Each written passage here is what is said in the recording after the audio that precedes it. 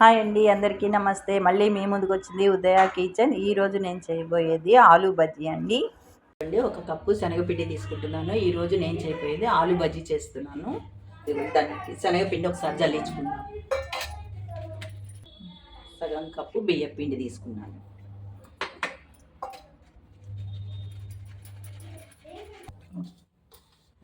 రెండు మంచిగా ఇట్లా కలిపేసుకుని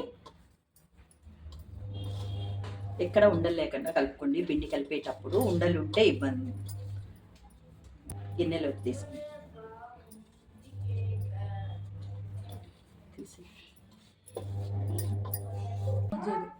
ఇదిగోండి ఉప్పు వేసుకున్నాను. 1 స్పూన్ ఉందండి. ఇది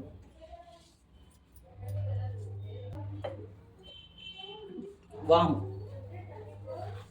కొంచెం నలిపి వేసుకోండి, టేస్ట్ బాగా వస్తుంది వాసన.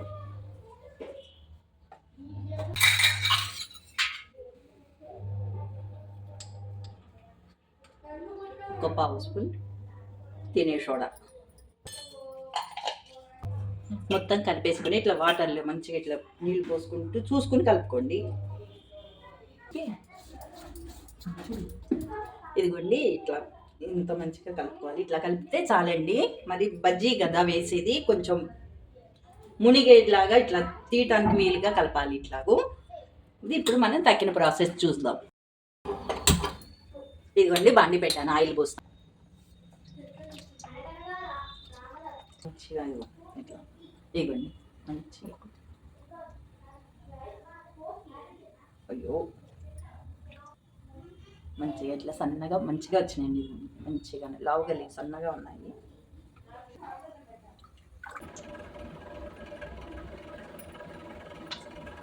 ఇవ్వండి ఇట్లా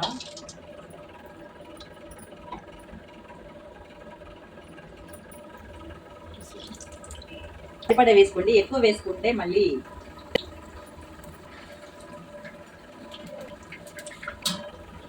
ఇవి సగం వేగాక ఒకసారి తీసేసి మళ్ళీ వేసుకుందామండి. లేకపోతే ఉడకవు.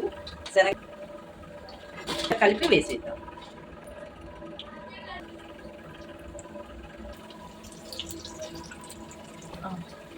ఇవ్వండి రెండవ కూడా వేసాం. మంచిగా దూరగా వేగేదాకా, ఎర్రగా వేగేదాకా మంచిగా మంచిగా వేయించండి.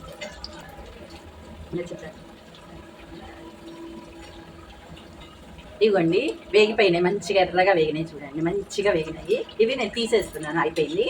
రెండో వాయి వేసుకున్నాను.